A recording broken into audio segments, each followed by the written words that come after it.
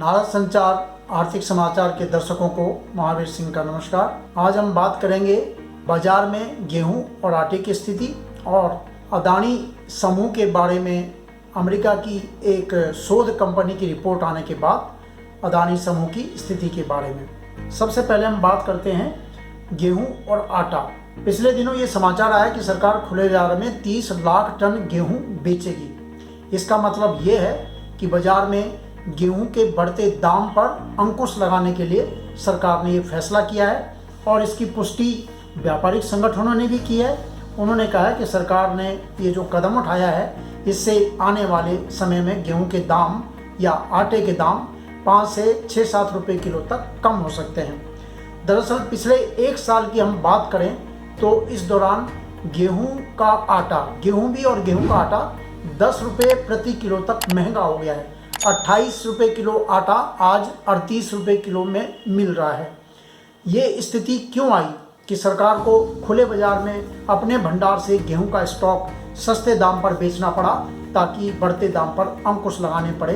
दरअसल पिछले साल फरवरी में 24 फरवरी में जो यूक्रेन पर रूस ने आक्रमण किया और ये लड़ाई लगातार अभी भी जारी है, समय समय पर तेज हो जाती है और अभी ये भी पता नहीं है कि कब तक ये इसका फैसला होगा, कब तक ये बंद होगी।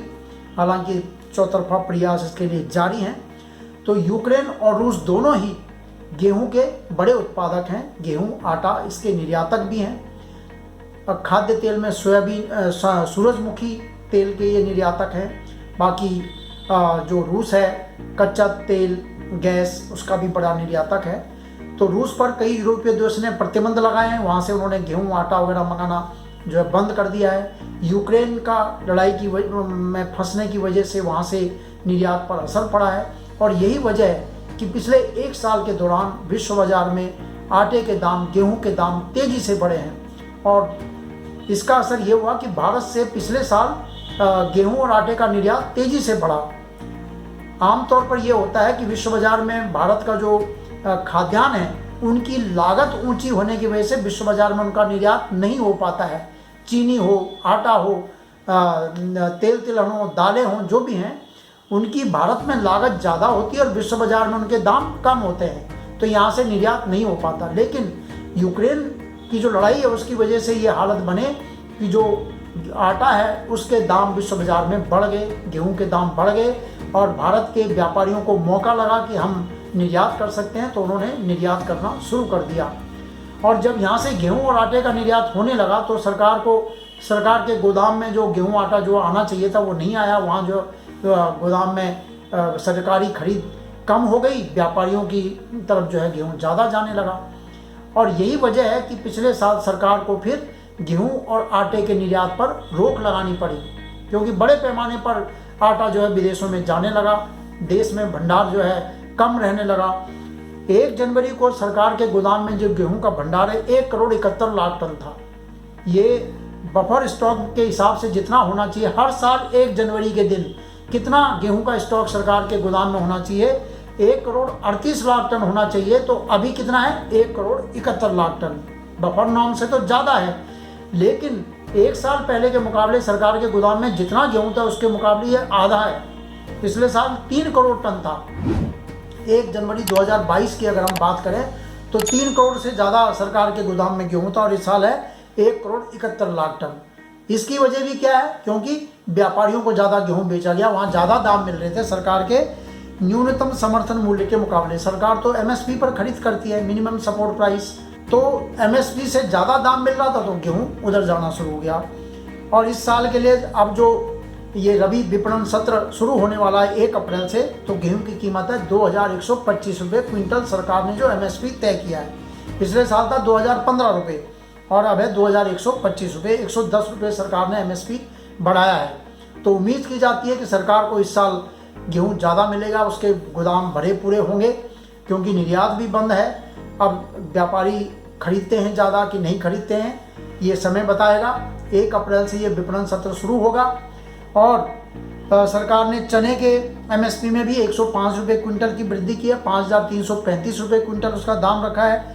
सरसों के लिए भी 5,450 रुपये का दाम रखा है। 400 रुपये प्रति क्विंटल एमएसपी में वृद्धि की है सरसों के, 5,450 रुपये। तो सरकार चाहती है कि एमएसपी मतलब सरसों और रेपसीड तिलहनों का भी पैदावार बढ़े, इसलिए लागत सरकार का दावा है कि उसने सरसों की उगाई पर जितनी लागत दी है उसके मुकाबले 104% ज़्यादा दाम वो दे रही है एमएसपी। गेहूं के उत्पादन में जितना होता है उसका 100% उनको रिटर्न दे रही है, जितना उसकी लागत है उसका दुगना दे रही है, कहने का मतलब ये है। तो तमाम जो रबी मौसम की फसलें उनके दाम बढ़ाए हैं और ये माना जा रहा है कि इससे आने वाले दिनों में जो गेहूं आटा उसके दाम कम होंगे और उपभोक्ताओं को राहत मिलेगी। अब हम बात करते हैं अदानी समूह की।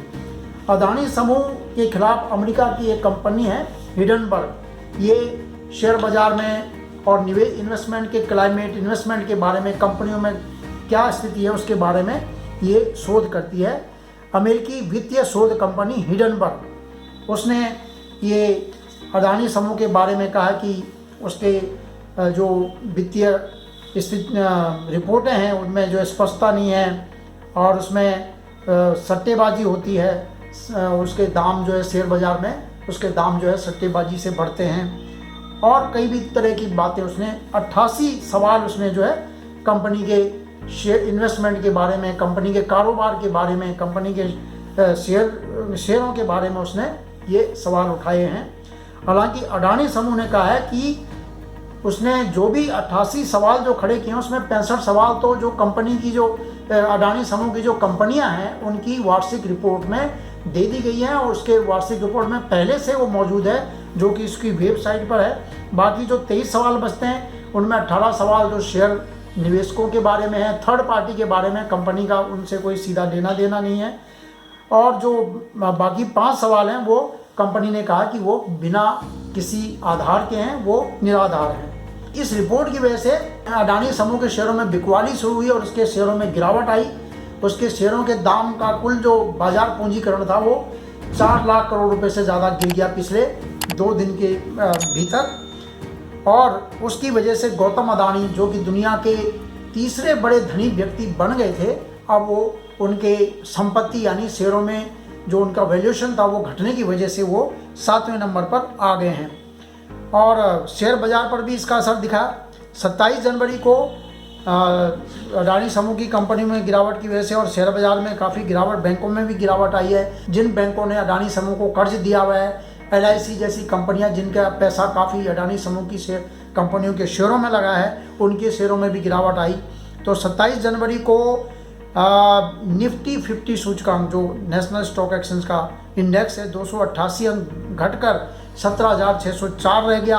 वहीं BSE के सेंसेक्स की बात करें तो वो 874 यानी 1.5% घटकर 59,331 अंक पर आ गया। ये अक्टूबर 2022 के बाद शेयर बाजार का इंडेक्स का जो है निचला स्तर है। अगर आज की हम बात करें, आज इस समय करीब 3 बजे के आसपास है, तो सेंसेक्स जो है 59,557, ये शुक्रवार को था 59,331, आज है 59,557, थोड़ा सुधार हुआ है। और निफ्टी जो है वो 17,660 पे चल रहा है। अभी आधा घंटा और है शेयर बाजार को बंद होने में, कहाँ पहुंचता है, लेकिन आज बाजार जो गिरा था थोड़ा उसमें सुधार है, बाजार ऊपर की तरफ आया है। वहीं LIC ने कहा है कि अडानी में किए गए उसके निवेश में अभी भी उसको बड़ा लाभ है, कोई नुकसान नहीं हुआ, कोई घाटा नहीं है। पिछले सप्ताह की गिरावट के बाद भी LIC को काफ़ी लाभ है। LIC ने 28,000 करोड़ रुपए अदानी समूह की कंपनियों में जो इन्वेस्ट किया था उसकी कीमत इस समय घटे मूल्यों पर भी 56,000 करोड़ रुपए है, तो यानी करीब उसका लाभ जो है दुगना है। हालांकि लाभ जब बाजार अपने टॉप पे था तो 88,000 करोड़ रुपए उसकी जो कीमत थी शेयरों की तब थी, लेकिन घटने के बाद ये 56,000 करोड़ रुपए है, तो नुकसान नहीं है। 28,000 करोड़ से 56,000 करोड़ रुपए है। LIC का निवेश डूब गया है ऐसा कुछ नहीं है। अडानी समूह ने कहा है कि हिडनबर्ग की रिपोर्ट में उसके खिलाफ गलत धारणा बनाने के लिए पहले से जो सार्वजनिक मंचों पर जो जानकारी उपलब्ध है उसको तोड़ मरोड़ कर जो है पेश किया गया इस रिपोर्ट में।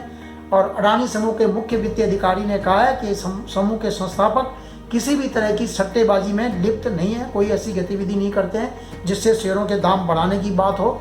और ये रिपोर्ट ऐसे समय आई है जब अडानी एंटरप्राइजेस, अडानी समूह की कंपनी है अडानी एंटरप्राइजेस, उसका FPO follow on public offer बाजार में था। 27 जनवरी को खुलकर ये 31 जनवरी को बंद होना है। उससे ठीक 2 दिन पहले ये रिपोर्ट आई, उसमें इन्वेस्टमेंट को लेकर बड़ा जो है इस समय ये चुनौती लग रही है कि कैसे ये 20,000 करोड़ रुपए का IPO है। हालांकि उसमें जो एंकर इन्वेस्टर है, जो पहले इन्वेस्ट करते हैं, 6,000 करोड़ रुपए ऑलरेडी लगा चुके हैं। 3,112 से 3,276 रुपये का इसके लिए दायरा रखा गया है। आज 30 तारीख है, कल तक ये समूह में जो है निवेश होगा। बैंकरों ने और निवेशकों ने जो उसके हैं, उन्होंने कहा है कि ये कार्यक्रम के मुताबिक आगे बढ़ेगा। इसे फिलहाल कोई इसे वापस नहीं लिया जा रहा है। हालांकि वो कुछ दूसरे विकल्पों को बात कर रहे हैं कि इसकी बंद होने की तिथि क्या कुछ बढ़ाई जा सकती है। तो कुल मिलाकर ये देखना कि बाजार मूल्य, शेयरों का बाजार मूल्य अपनी तरफ है और शेयरों का जो मूल फेस वैल्यू जो होती है वो अपनी। अडानी एंटरप्राइज का मूल रूप से जो फेस वैल्यू शेयर की है 1 रुपया है और कंपनी का इस 1 रुपये के शेयर की बाजार में कीमत है इस समय 28-29 रुपये चल रही है। हालांकि इससे पहले ये ज़्यादा थी, तभी कंपनी ने 3,112 से और 3,276 का रेट रखा था। तो इससे पता चलता है कि कंपनी की परफॉर्मेंस कितनी बेहतर थी कि उसका 1 रुपये, मूल रूप से 1 रुपये का शेयर 3,000 रुपये से ज़्यादा पर बिक रहा है। कहीं ना कहीं उसका मुनाफा अच्छा है, उसके लिए आगे की संभावनाएं बेहतर हैं, कारोबार बढ़िया है, उसमें निवेश को लेकर जिस फील्ड में कंपनी है उसका बेहतर वो है। सभी कंपनियों, उनके जो फेस वैल्यू होती है शेयरों की, किसी की 1 रुपया, किसी की 2 रुपये, किसी की 5 रुपये, किसी की 10 रुपये, और बाजार में उनके मूल्य कहीं ज़्यादा होते हैं। तो ये मूल्य घटते बढ़ते रहते हैं और उसी गिरावट वृद्धि की वजह से उनका जो पूंजीकरण है वो बाजार में घटता बढ़ता रहता है। बड़ी गिरावट आने पर ये ज़्यादा गिर जाता है, उछाल आने पर ये बढ़ जाता है। और उसी के हिसाब से अडानी समूह का जो कंपनियों में जो गौतम अडानी और उनके परिवार की जो शेयर धारिता होगी, उसी के आधार पर उनकी जो है वैल्यूएशन, उनका संपत्ति का मूल्य बनता है। और यही वजह है कि आज वो 7वें स्थान पर आ गए हैं। पहले 3रे पे थे, उससे भी आगे बढ़ सकते थे। तो स्थिति में जैसे जैसे सुधार होगा, गौतम अडानी और उनकी जो अडानी समूह अपनी स्थिति स्पष्ट करेंगे तो बाजार में फिर सुधार हो सकता है और उनके जो वैल्यूएशन है, मूल्यांकन है उनके शेयरों का, वो फिर बढ़ सकता है।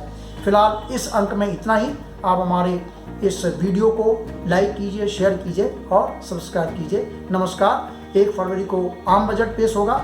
हम आपको जो जानकारी आपके लिए बेहतर होगी वो देने की कोशिश करेंगे। नमस्कार।